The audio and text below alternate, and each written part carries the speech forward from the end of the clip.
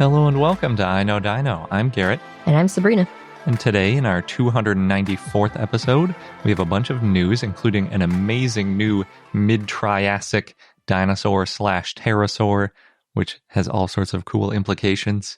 Yeah, just the dinosaur/pterosaur part. Yeah, it's super awesome. We also have Dinosaur of the Day, Albertaceratops, and an especially long fun fact, which goes into some of the details about this dinosaur-pterosaur situation. But it would have made that news item just crazy long, so I split it up. It was quite the Erictodromius burrow. Yes. But before we get into all of that, we want to thank some of our patrons. This week we have 3 new patrons, Blue Gullimer, Richard, and Anne. Thank you all so much for joining. And we also have our random drawing winners that we're going to thank this week, and they are Stego Sophie, Wergersource, Kessler, Vikram and Karthik, Daniel McGill, Ranger Chris from Dino for Hire, and Scotty. Yeah, thank you so much, everybody. We really appreciate all that you do and all your support and being able to interact with you on our Discord. It's been amazing. And if you're not currently getting a shout out, but you're at the Ankylosaurus level or above, then please let us know what shout out you would like us to give you. We don't do them by default for the Triceratops and up levels since they're edited out of the ad-free version. But if you're listening to this version and you're at those levels and you want to shout out, just let us know. And if you're not at those levels yet and you want to shout out, then you can join our Patreon, patreon.com/iknowdino. Jumping into the news, as promised, we have a new animal that helps explain some of what the first dinosaurs and maybe pterosaurs looked like. This one was published in PNAS by Christian Camarera and others. And the new animal is named Kongonaphon keely. There's no pronunciation guide, and I don't speak Malagasy, so I may have gotten that wrong. But Kongonaphon comes from Kangana, which is Malagasy for bug, and Faun, which is Greek for slayer, which makes it the tiny bug slayer. It's kind of a fun name. And keely is Malagasy for small, so it's the small tiny bug slayer, in case you couldn't figure out that something that was slaying bugs was probably small. And it was very small. They estimate it was only about 10 centimeters or about 4 inches tall. Oh yeah, fits in your hand. Yeah, it is tiny. So being this weird pterosaur dinosaur, if you're familiar with early dinosaur evolution, means that it's an early ornithodiran. And Ornithodira is a group that includes dinosaurs and pterosaurs. I'm going to go a lot more into that in our fun fact. But suffice it to say that pterosaurs and dinosaurs are very closely related. And so there was a split, and there were some weird in-between dinosaurs. This one was from the mid to upper Triassic. Really roughly, it's about 230 to 240 million years ago, but it was found in southwest Madagascar, and we don't have any good radiometric dating from that area, so it's a pretty rough estimate at this time. So we really do need to get a better estimate, because it's really important, because we're talking about the evolution of these animals, and a few million years makes a pretty big difference in that range. Especially because if it's at the earlier end of the range, it could be before dinosaurs and pterosaurs split off. And if it's at the end of the range, then it's probably in one of the two groups, or it could be a side shoot. But of Kongonaphon, what they found was the right maxilla, which is kind of the snout. So they got a little bit of the skull, which is nice. Mm-hmm. It also has some teeth in it, which is really helpful.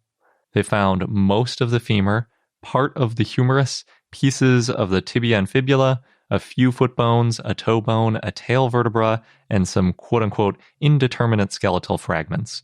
So for a Triassic find, it's pretty decent. It's obviously not a full articulated skeleton. I think the only thing that was articulated was part of the foot and a toe bone. So not a whole lot of information from the articulation. But the fact that they got most of the femur is really helpful for figuring out its sort of limb proportions and how much it weighed and stuff like that. The femur is only about 38 millimeters or 1.5 inches long. It's like a finger bone in our hand. And it's only 2.9 millimeters in diameter, which makes our finger bones seem massive. Pictures of it online, like Sabrina hinted at, basically show it standing in the palm of a hand, is about the size it is. But it has really lanky legs. So even though it looks like maybe it could stand in the palm of a hand, its legs are like 4 inches long. So it would be awkward. Yeah, and it might have difficulty balancing. So it's mostly because the height is 4 inches.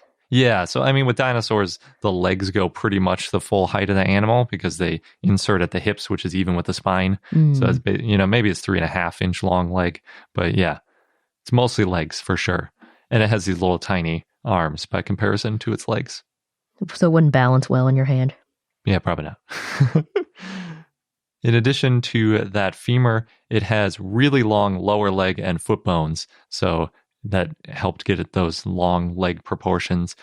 For comparison, Scleromachus is the only Triassic relative that's smaller. Its femur is about 15% shorter. So even though it's smaller, it's only a little bit smaller. So this is by far one of the smallest dinosaurs or dinosauromorphs or ornithodirans, depending on where you classify it, in the Triassic. Since we got lucky and found that maxilla with teeth in it, we can see quite a bit of detail about its potential diet. It has conical teeth, which are a little bit more like pterosaur teeth when you think about it than like a typical dinosaur tooth. And they have, quote, pitted microware consistent with a diet of hard-shelled insects, end quote. So it looks like it was using these conical teeth as kind of spears to grab into hard-shelled insects, and then those hard shells were wearing down the teeth. And it was probably eating those insects because it's so small that it didn't have a lot of other choices in its diet, I'm guessing. The paleo art of Kongonaphon is really funny because I found 2 depictions of it, and they're like complete opposites in terms of cuteness. They're both really fuzzy, which is purely speculation, although an informed speculation. But the pictures are really interesting because there's the one of it standing in a hand. It looks like a creepy, like Tales from the Crypt sort of creature. It's got like bug eyes. Its head has got like dramatic features. You can see its weird conical teeth. And then its fuzz is really scraggly down its back, and it's kind of the sickly green color. The other picture of it, it looks like the cutest little, almost like a hamster. It's just a nice red. It's all fuzzy with even hair all over it. It's got its mouth closed so you don't see its creepy teeth. And it looks like a puffy, nice little thing you want to pet. Well, plus it's crouching, so you don't see its weirdly long legs. That's true, yeah. So between the two, it was either really creepy looking or really cute, probably somewhere in between. But then again, we didn't find most of the skull, or we only have the one vertebra from the tail, so we really don't know that much about its overall body proportions. And again, we didn't find any fossilized skin impressions, so we don't know if it had fuzz for sure or not. One of the important things about finding Kongonaphon is that it was found in Africa, and most other Triassic dinosauromorphs are from South America. There have been a few from Europe and North America and other places, but Africa is pretty lacking in early dinosauromorphs. And back in the Triassic, the continents were all still in Pangaea, so we would expect to see pretty good global distributions of most animals. So it's nice to see some examples from Madagascar. And in that area, they've also found cynodonts and rhynchosaurs, which are 2 other groups that are weirdos that were only around in the Triassic. You might be familiar with them because there was, I think, a dicynodont in Walking with Dinosaurs in the first episode, right? Those mammalian type ones they depicted them as. Phylogenetically speaking, Kongonaphon is in Lagerpetidae, and it's unclear exactly whether Lagerpetidae belongs in the pterosauromorph or dinosauromorph group. It's also possible that it isn't in either of them, and it's kind of a diverging group that doesn't, sort of like Herrerasaurus, where it's just really hard to define because it's got a lot of these early characteristics that don't fit nicely into either group. And other than its unusually lanky legs, Kongonaphon is similar to other lagerpetids, and it holds a couple of records, being the smallest known lagerpetid and the first lagerpetid known from Africa. If you're not familiar with the group Lagerpetidae, because we almost never talk about it because it's not even necessarily a dinosaur. In fact, it's almost certainly not a dinosaur. It would be a dinosauromorph, which is sort of like sauropodomorphs that aren't true sauropods, but they're on the way to being sauropods. Dinosauromorphs are the same kind of thing, where most of the early dinosauromorphs aren't true dinosaurs. They're just about to be dinosaurs based on our classification. And based on this paleo art, it looks dinosaur-ish. Yeah, for sure. And early pterosauromorphs and dinosauromorphs had a lot of the characteristics that you look for, like the way their leg proportions and their skull shape and things. They look pretty dinosaur-y. But the thing that makes lagopedids, is essentially that they're small and they have really short femurs or femora. But even though they have a short femur, that makes them similar to pterosaurs, but the other leg bones in pterosaurs are also short, whereas in lagopedids, they have longer lower leg bones. So overall, their legs are pretty long. And then, of course, lagopedids have really short arms compared to pterosauromorphs, which are getting these really big arms so that eventually they can start flying. Luckily, the authors of the paper did some histology on Kongonaphon, and they picked the tibia. In it, they found 2 lags, which means that the dinosaur was at least 2 years old. The bone was also parallel fibered, which means that it wasn't growing much anymore. So even though it was tiny, it almost certainly wasn't a juvenile. This is basically near its adult size. Mm-hmm. That makes sense. Animals were smaller back then. Yeah, it's interesting because a lot of times the depictions of early dinosaurs have them pretty big, like maybe dog-sized or so. But one of the implications of this research is that the first dinosaurs, or at least the ornithodirans, may have been very small, and it might mean that early dinosaurs were super small, like this guy was. That also could explain why we've found so few early dinosauromorphs and pterosauromorphs. If they're so small, they'd be a lot less likely to fossilize, and they're also a lot harder to find the fossils when you're out in the field. Yeah, you have to get really lucky. Yes. They also did a little bit of speculation saying that maybe their small size helped pterosaurs eventually start flying. And part of the reason they put fuzz on Kongonaphon in the paleo art is because they think that small animals need more insulation to keep their bodies at a constant temperature, and therefore it probably was fuzzy. And they're also leading that to the conclusion that maybe these small sizes of dinosauromorphs and pterosauromorphs led to them both evolving fuzzy structures, because we know that some pterosaurs at least were fuzzy. But I was surprised that they didn't mention that could have been before the split. They kind of implied that it was after the split, like dinosaurs and pterosaurs separately evolved fuzz. But it seems like if we're arguing that 230, 240 million years ago, this ornithodiran that may or may not be before the split had fuzz, it could be a good way to show that they got fuzz from the same common ancestor. Mm-hmm. I wonder if dino fuzz is one of those things that evolved multiple times. Yeah, it definitely could be. And we know that it evolved, at least once there was fuzz, it started branching into all sorts of different weird feathers and non-feathers and downy fluff and different versions of feathers. So yeah, it's definitely possible that it could have evolved more than once. Speaking of dino fuzz, somewhat related, there's a really lovely short video of 2 penguins from Chicago's Shed Museum, Izzy and Darwin, who visited their dinosaur relatives at Chicago Field Museum. And the video shows them walking around and looking at the T-Rex. And I think they kind of run away after they look at the T-Rex, but I don't think they're actually scared of the T-Rex skeleton. I guess penguins do have dino fuzz in a way. They do when they're chicks. And when they're adults, too, they have feathers. They're just like a weird feather that covers their body. That's what gives them the coloration. Mm-hmm. The sounds of them walking around the museum is my new favorite thing. The sound of webbed feet walking on hard surfaces is fantastic. And I need to figure out how to get it as a ringtone because it makes me so happy. Especially when they're hurrying to catch up. Yeah. In other news, in Liverpool in the UK, there's going to be live concerts in a drive-in setting, including one called Dinosaur World Live.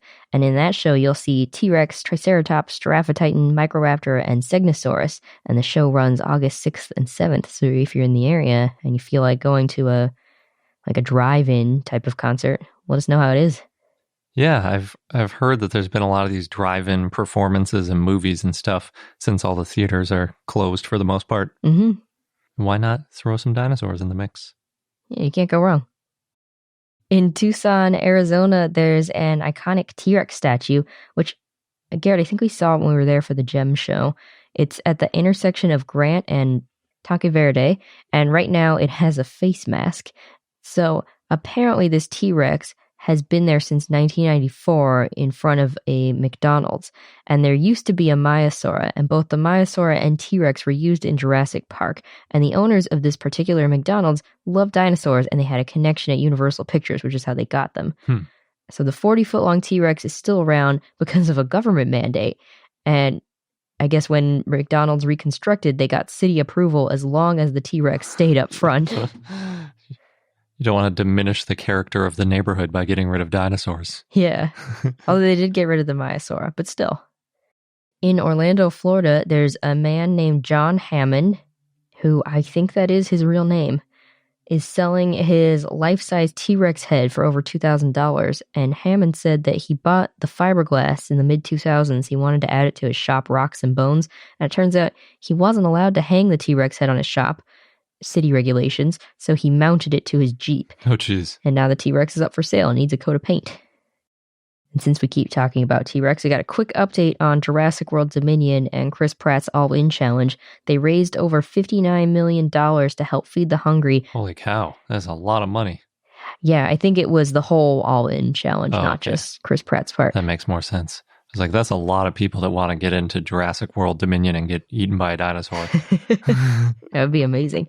So Pratt announced the name of the fan who took part and will be the one getting eaten. And the fan's name is Terry. That's all we know.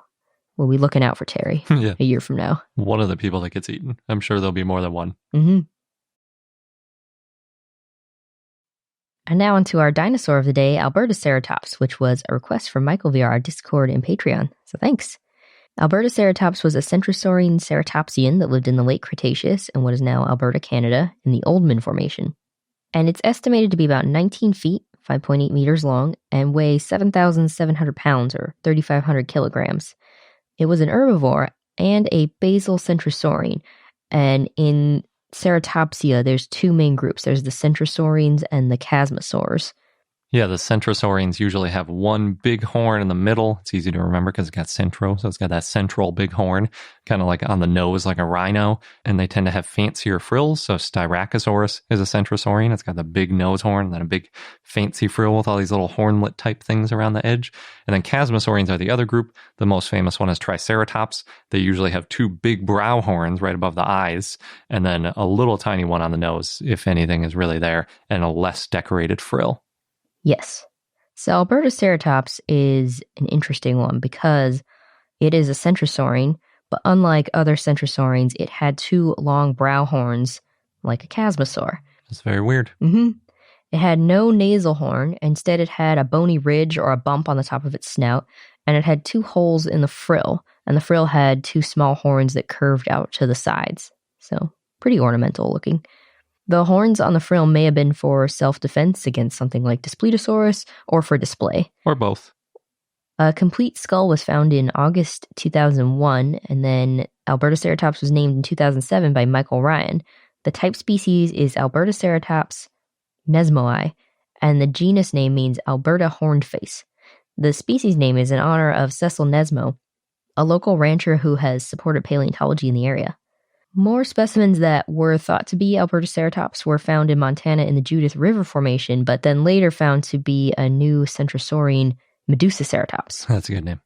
Yeah, so Michael Ryan and others found in 2010 that the Judith River Formation fossils were Mosasaurus, and they found that Mosasaurus and Albertaceratops are close relatives, but there's some differences in the skull.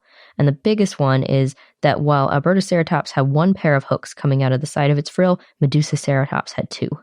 David Evans and Michael Ryan started a Southern Alberta dinosaur research group in 2005, along with colleagues from the Royal Tyrrell, University of Alberta, and University of Calgary, because Southern Alberta has potentially many dinosaurs, but it's a pretty remote area.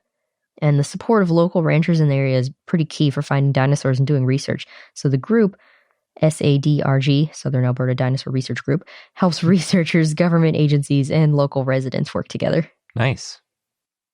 And for our fun fact today, I'm starting out with a quiz for Sabrina. So which of these do you think are the closest relatives to dinosaurs? I'm going to give you 5. Okay. And you got to rank them from closest relative to farthest relative. Oh, no. You can use a pen and paper if you want. Okay, I'm ready. So we've got Dimetrodon, Pterodactylus, Megalodon, Mosasaurus, and Plesiosaurus. Oh boy. Okay, I'm going to rank Dimetrodon as furthest away because I know that we mammals are more closely related to Dimetrodon than dinosaurs. So that's going at the bottom. but then I have no idea about these others. All right, I'm going to guess that Megalodon, Mosasaurus, and Plesiosaurus are all relatively close, somewhere in the middle, only because we've only talked about one swimming semi-aquatic dinosaur, and that's Spinosaurus. So I'm going to say Pterodactylus would be at the top. The closest? Yes, the closest. Well, you're right about pterodactyl. Us. Oh no, I'm not right about Dimetrodon. No. Oh. So I'll get into it and explain. So real quick, though, I have to do this because I needed to learn it to understand it. So I feel like it helps for the understanding. I'm just going to go through a very brief history of where phylogenetics comes from. Okay. So animal groups over time have been defined through Linnaean taxonomy, cladistics, and then finally phylogenetics. The Linnaean system is from the 1700s. It's that whole King Philip came over to have good spaghetti, or whatever the acronym is: kingdom, phylum, order, family, genus, species. I've never heard that acronym before. Yeah. What does spaghetti have to do with phylogenetics? Okay. Yeah. So that's the Linnaean system. You have these names at all these different levels, and it's a very hierarchical way of thinking. And it made a lot of sense. It's where a lot of names came from for how we identify animals, but it's considered pretty outdated. So we don't even use kingdoms anymore. Now we talk about domains, and all of Animalia is in one. Then there's bacteria and archaea. Anyway, it was created in the 1700s, and the groups are defined based on unique versus shared characteristics. So there was a group called ungulates, for example, which is like everything with hooves. They must all be really closely related. And then it turns out later on we figured out, well, different animals can evolve hooves. Just because they have hooves, they're not all in the same group. This is obviously before the theory of evolution, so it made a lot of sense. And it's still used for genus and species levels within dinosaurs. For example, Tyrannosaurus and Rex. Tyrannosaurus is the genus name. Rex is the species name. That's a Linnaean classification. Jumping forward into the 1900s and late 1800s, we got cladistics. This came after the rise of evolutionary theory, and it shows the family tree of life. For example, there's Theropoda, also known as beast feet, which was named by Marsh in 1881. And one way to define this theropod beast foot animals is that they're bipedal, they have hollow bones, and they have 3 toes. So it's another way of looking for a classification, but we're trying to look for these evolutionary lines. We're not just saying everything that has hooves is in the same category. Finally, we got to phylogenetics. Philo comes from the Greek for group. Genetic comes from genesis or origin. So it basically means the origin of the group. And this got really popular in the 1990s because we can use DNA to test for a common ancestor. So now we're really getting into the true groups, how things actually evolved, because you can look at the DNA and see how closely related things are. One of the popular ways to name a group in phylogenetics is by the extremes that are included. So, for example, with Neotheropoda, it's defined as the group that includes the most common ancestor of Coelophysis and modern birds. So those new beast feet animals. Yes. And when you have these distant relatives, you can imagine you have to go back up the family tree to some point in history, which is their most recent common ancestor. It's both of their great, great, great, great times a million grandpas. You get that most recent common ancestor, and then every other animal that has that same common ancestor is included. So if you lump in Coelophysis from about 200 million years ago and modern birds from today, you get every bird that's ever existed, as well as most of the theropods like T-Rex and lots of others. So there we go. There's the brief background. We usually just talk about phylogenetics. We don't usually use the word cladistics. It's a little bit confusing because they look exactly the same. If you look at a chart of cladistics versus phylogenetics, it's just the underlying assumptions. They both use cladograms, that same tree of life. But with cladistics, technically you're looking for shared traits, whereas phylogenetics, you're kind of working backwards from genetic information. However, there's a kind of an asterisk with the working from genetic information because we can't get DNA from dinosaurs and we still do phylogenetics. So we just kind of do the best we can trying to figure out how they're related, not by shared traits, but by evolutionary pathways, which is really difficult. So sometimes It seems like there's a little bit of a blurry line between phylogenetics and cladistics and paleontology. However, we can use phylogenetics a little bit with dinosaurs because we can use modern animals. So we can use crocodilians and birds to estimate when groups split, or we can use different branches of birds to see like, well, did this group of birds evolve before the end Cretaceous mass extinction? You can try to date it back using phylogenetics. And I should also mention that the name Dinosauria was originally with Linnaean taxonomy, and it was originally the group Megalosaurus, Iguanodon, and Hylaeosaurus, but it wasn't defined. If you used those three animals, it would be almost like doing phylogenetics, because it would be like it's the shared common ancestor of these three. But Richard Owen didn't do phylogenetics and say these three's common ancestor, because that's not what anybody did at the time. He came up with Linnaean terms and characteristics of them. So he said, well, they have this unique hip and they're really big. And that's how we're going to define a dinosaur, which is how most people think about dinosaurs, right? Like mammoths, they're really big. Sure, it's a dinosaur and it's extinct. I guess that would be the terms that most people think of. They'd say extinct and really big makes it a dinosaur. But obviously, that's not the modern scientific way to look at it. In phylogenetics, the definition of Dinosauria has been repurposed to try to include the same essential group as this old term used.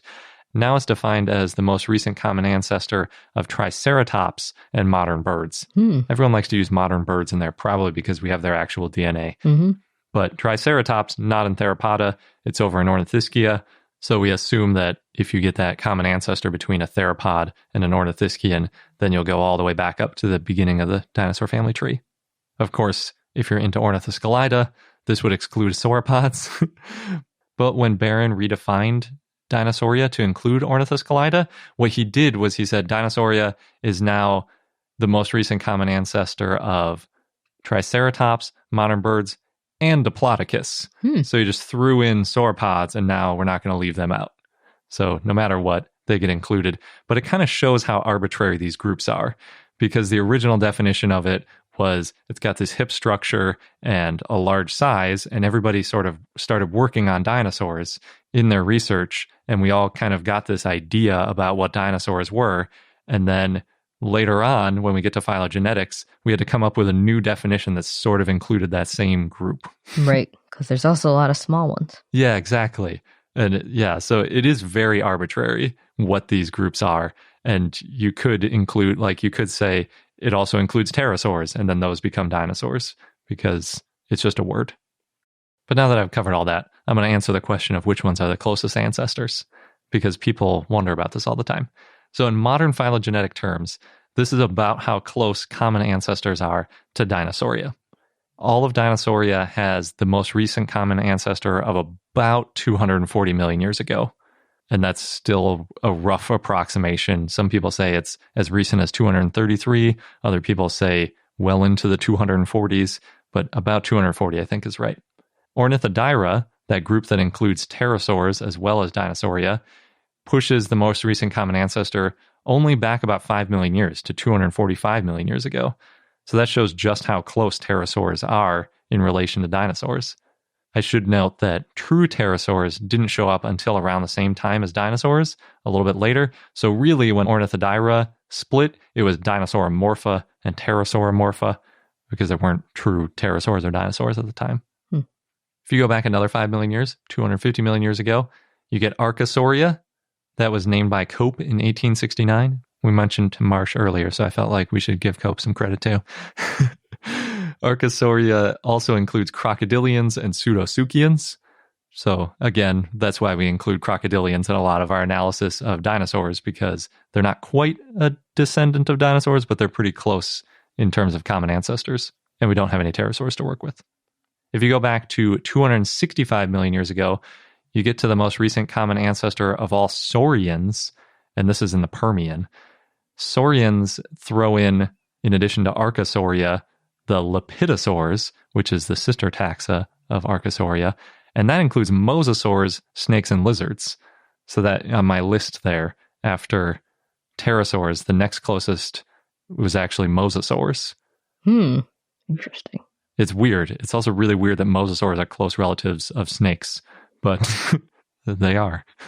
You have to go back to 310 million years ago in the Carboniferous to get the most recent common ancestor of all Sauropsida. And at that point, you include all plesiosaurs, ichthyosaurs, and pretty much all quote-unquote reptiles. So Plesiosaurus is the next most common. Around the same time, but a little bit earlier, is when amniotes evolved, about 310 to 340 million years ago. And that includes synapsids, which is the sister taxa of Sauropsida. At that point, you're including Dimetrodon and all mammals, including us. So our most recent common ancestor with dinosaurs is 310 million years ago. I guess I shouldn't have been grouping based on animals that live in the water. Yeah. That's not really how things are classified. Exactly, yeah.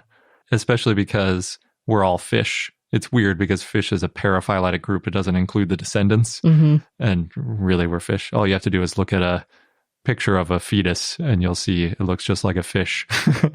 Pretty fishy in our early stages.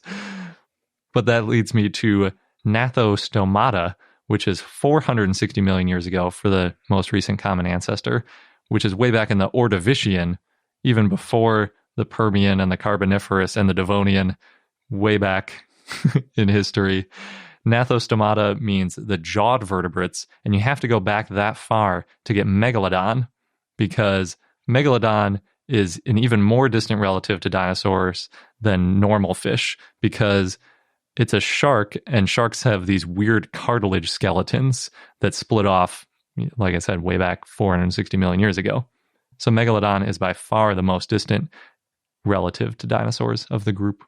So what I'm hearing is sharks are the weirdest. They're super weird, yeah. And if you go before 460 million years ago and you get back into the Cambrian, you start to get really weird stuff, like things without jaws, things that don't even have skeletons, they just have notochords, all sorts of weird stuff. It's not even that far before Gnathostomata. So to summarize, we got Pterodactylus, most recent common ancestor, only about 5 million years before the first dinosaurs. Which also makes sense because the Archosaur you talked about today said it was like a dinosaur and like a pterosaur. Yep. Yeah, I'm glad you got that right. I was listening. Thank you. The next most common is Mosasaurus, with the most recent common ancestor about 25 million years before dinosaurs. Then you've got a tie between Plesiosaurus and Ichthyosaurus, most recent common ancestor about 70 million years before dinosaurs, followed by Dimetrodon and us, the most recent common ancestor also about 70 million years before dinosaurs, but definitely before Plesiosaurs and Ichthyosaurs because it's in that separate synapsid group. And then finally, Megalodon, which has the most recent common ancestor of about 220 million years before the first dinosaurs because they got that weird cartilage skeleton that's way off in the boonies. I got 1 out of 5. They got 2. I didn't rank Mosasaurus, Plesiosaurus, and Megalodon in order, but oh, true. They were all just kind of in the middle for me. But sure, if in that case, we can say I got 3. Sure, I'll give it to you. And that wraps up this episode of I Know Dino. Thanks for listening. Don't forget to subscribe to us in your favorite podcast app. And also join our community, patreon.com/iknowdino. Thanks again, and until next time.